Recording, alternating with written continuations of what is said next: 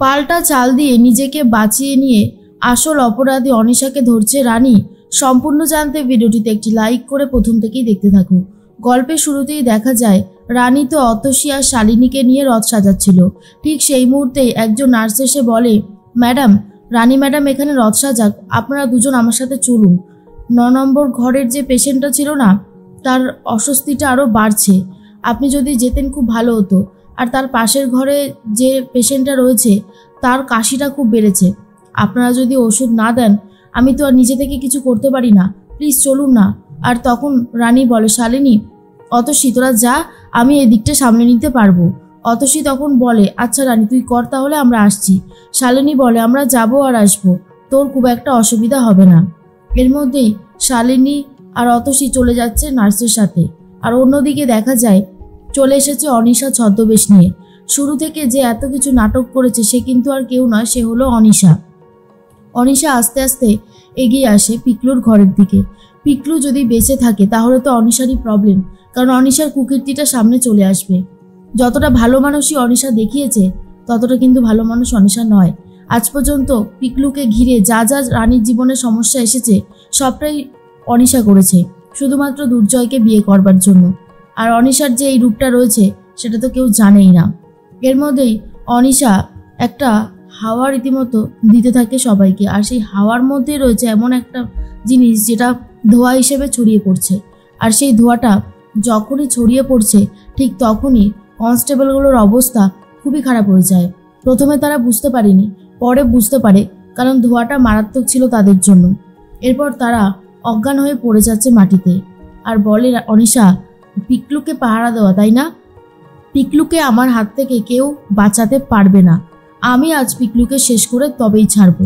এর মধ্যেই দুর্জয় দুনিকে নিয়ে খেলছিল আর বলে, দেখি দেখি আমার মাটাকে একটু দেখি তো, মায়ের গালগুলো না পুরো তার মায়ের মতন হয়েছে, তাই না? তোর বড় দাদু একদম ঠিক কথাই বলে, দুনিকে দেখতে পুরো রানীর মতনই। এরপর দুনি বলে, মা কোথায়, মা এখনো কেন আসছে না? দুর্জয় বলে, চলে আসবে চলে আসবে, আর একটু সময় অপেক্ষা কর, ঠিক চলে আসবে।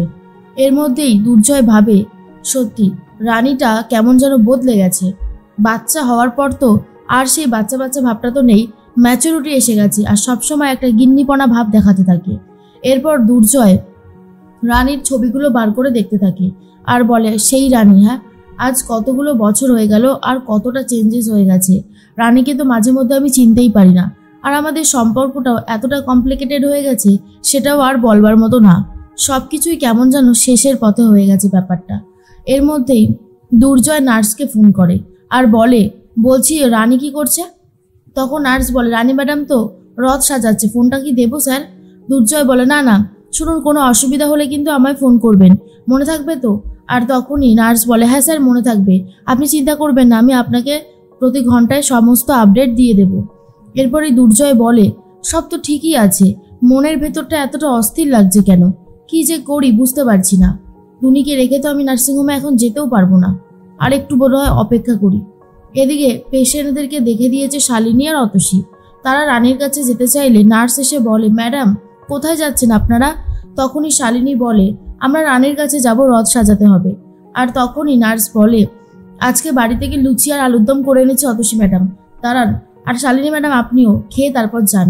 আর তখন শালিনী বলে, না না, এখন আমাদের খেতে ইচ্ছে করছে না। নার্স বলে, খেয়ে নিন না, ভালো হবে দেখুন, আর তাছাড়া কতক্ষণ ধরে রথ সাজাবেন তারও তো কোনো গ্যারান্টি নেই, খেয়ে দিয়ে তারপরে যান।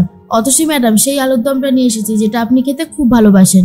অতসী শালিনীকে বলে, দাঁড়া 10টা মিনিট খেয়ে যাই, এমন কিছু লেট হবে না। নার্স তখন তাড়াতাড়ি করে ওদেরকে লুচি আর আলুর দম সার্ভ করতে থাকে। আর এর মধ্যে অনিশা তাড়াহুড়ো করে কাজ সারছে, কারণ কাজগুলো না করতে পারলে তো সে ধরা পড়ে যাবে। আর অন্যদিকে দেখা যায় যে দুর্জয় খুব টেনশন করতে থাকে, বারবার করে রানীকে ফোন করছে। এদিকে বোম্বের যে টাইমটা ছিল সেটা কিন্তু বাড়ছে, আর মনে মনে রানী এটাই ভাবতে থাকে যে আচ্ছা আমার এত অস্থির হচ্ছে কেন। তার মধ্যেই দেখা যায় দুর্জয় ভাবে, আমি একবার যাব নার্সিংহোমে, না থাক, এখন তো রানী রথ সাজাচ্ছে, আমি গিয়েই বা আর কী করবো। আর অন্যদিকে দেখা যায় রানী দুর্জয়ের ফোনটা পেয়ে আস্তে আস্তে রথ সাজানোর ওখান থেকে একটু একটু করে সরে আসছিল। আর ঠিক সেই মুহূর্তে হঠাৎ করে বম ব্লাস্ট হয়ে যায়, আর সেটা শোনবার পরে দুর্জয়ের অবস্থা খারাপ হয়ে গেছে, কারণ দুর্জয় বিস্ফোরণের আওয়াজটা শুনতে পেয়েছিল, বুঝতে পেরেছে এরকমই কিছু একটা হতে পারে। এর মধ্যেই চারিদিকে লোকজন সবাই চলে এসেছে। শালিনী আর অতসী রানীকে খুঁজে পায় না, আর বুঝতে পারে রানী হয়তো আর নেই। চারিদিকে রক্ত ছড়িয়ে রয়েছে, অবস্থা খুবই খারাপ। এর মধ্যেই অনিশা ভাবে এইবারে পিকলুকে শেষ করতে হবে। দুর্জয় তো বুঝতে পারছে না কি করবে। অনিশা এদিকে দুর্জয়কে ফোন করবে বলে ঠিক করেছিল, কিন্তু তার আগে পিকলুর ব্যবস্থা করতে চাইছে। শালিনী তখন দুর্জয়ের ফোনটা ধরেছে। দুর্জয় রানীকে না পেয়ে শালিনীকে ফোন করছে। শালিনী তখন দুর্জয়কে ফোন করে বলে, স্যার স্যার রানী আর নেই, রানী যেখানে ছিল সেখানেই বিস্ফোরণটা হয়েছে স্যার। দুর্জয় শুনে হাত পা কাঁপতে শুরু করে দিয়েছে। এর মধ্যেই দুনি বলে, মা কোথায়, মা কখন আসবে? দুর্জয়ের অবস্থা এতটাই খারাপ যে দুনিকে জড়িয়ে ধরে কাঁদতে শুরু করেছে দুর্জয়। এর মধ্যেই পিকলুর কেবিনে এসে দেখে পিকলুও নেই। তখনই অনিশা বলে, যা, পিকলু কোথায় গেল? পিকলুকে তো আমি এখানেই রাখার ব্যবস্থা করেছিলাম, কেসটা যে কি হলো বুঝতে পারছি না। আর তার মধ্যেই তখন অন্যদিকে অলোক সেন যে কথাগুলো বলেছিল অনিশার সাথে, অনিশা যেমন কার্ড দিয়ে দিয়ে বুঝিয়েছিল আগের কিছু পর্বে যে রথযাত্রার দিনই রানীকে শেষ করতে চায়, পিকলুকে শেষ করতে চায়, সেটা কিন্তু অনিশাই ছিল। আর এখন কিন্তু পুরো ব্যাপারটা জলের মতন পরিষ্কার। এই সব যে ঘটিয়েছে সে হলো শুধুমাত্র অনিশা। এর মধ্যেই দুর্জয় ঘর থেকে বেরিয়ে আসে। দুনিকে বলে, তুমি একটু মেজমার কাছে থাকো কেমন? এরপর মাধুরী বলে, কি হয়েছে জয়, তুমি এরকমভাবে কাঁপছো কেন? সৌনক বলে, এই তোর কি হয়েছে বলতো? দুর্জয় পুরো ব্যাপারটা বুঝিয়ে বলে, আর বলে, আমার রানী আর নেই রে মেজদা, আমার রানী শেষ হয়ে গেছে। আমি ওকে অনেক কথা শুনিয়েছি, অনেক অপমান করেছি, এখন বোধহয় বুঝতে পারছি আমি কি ভুল করেছি। এর মধ্যে রিতম এসে গেছে আর বলে, এই ভাই কি হয়েছেটা কি, কাঁদছিস কেন? তখন দুর্জয় বলে, রানী আর নেই রে শেষদা ভাই, সব শেষ হয়ে গেছে, আমি এখন দুনিকে কি জবাব দেব? তখনই রিতম পুরো ব্যাপারটা শোনার পরেও খুব কান্নাকাটি শুরু করেছে আর বলে, এটা হতে পারে না, রানী শেষ হতে পারে না, রানীর মতন লড়াকু মেয়ে শেষ হতে পারে না।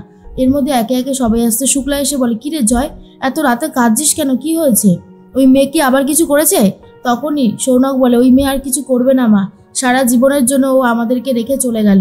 এরপর শুক্লা বলে, কি বলছিস তোরা, তোদের কথা তো আমি কিছুই বুঝতে পারছি না। দুর্জয় তখন বলে, মা রানী রথ সাজাচ্ছিল, ঠিক সেই মুহূর্তে আমি ওকে ফোন করি আর একটা বিস্ফোরণের শব্দ পাই। ওকে ফোনে না পেয়ে ওর বন্ধু শালিনীকে ফোন করে জানতে পারি নার্সিংহোমে একটা বিস্ফোরণ হয়েছে। রানীকে আর খুঁজে পাওয়া যাচ্ছে না, চারিদিকে রক্ত, রানী আর মনে হয় নেই মা, জানো তো। কথাটা শোনার পরে শুক্লারও খুব খারাপ লাগে, বুঝতে পারে যে যাই হয়ে যাক না কেন, কোনো মানুষ শেষ হয়ে যাক সেটা তো শুক্লা চায়নি। রানীর সাথে যতই খারাপ ব্যবহার করুক না কেন বা রানীর সাথে যতই রেশারেশি থাকুক না কেন, কিন্তু রানী এভাবে শেষ হয়ে যাক সেটা কেউই মেনে নিতে পারছে না। সবাই খুব কান্নাকাটি করতে থাকে আর অন্যদিকে অনিশা পিকলুকে খুঁজতে থাকে। এর মধ্যেই দেখা যায় যে পুলিশ অফিসার চলে এসেছে, দুর্জয়রাও নার্সিংহোমে গেছে। অফিসার বলে, দেখুন মিস্টার সেনগুপ্ত, আপনার স্ত্রীর কোনো বডি পার্টস আমরা পাইনি, আমরা জানি না ওনার সাথে কি হয়েছে, এখন অপেক্ষা করা ছাড়া আর কিছুই নেই। তাহলে কিন্তু বোঝাই যাচ্ছে দুর্জয় যখন ফোনটা করেছিল রানী সেই ফোনটা ধরতেই কিন্তু বাইরে গিয়েছিল, তাই রানী কিন্তু বেঁচে আছে। আর হ্যাঁ, পিকলুও কিন্তু নেই তার কেবিনে, পিকলুকেও কিন্তু বাঁচিয়ে নিয়েছে রানী। আর মেন কালপ্রেট হলো অনিশা। তো কেমন লাগলো আপডেটটি কমেন্টস করে জানাতে কিন্তু ভুলো না।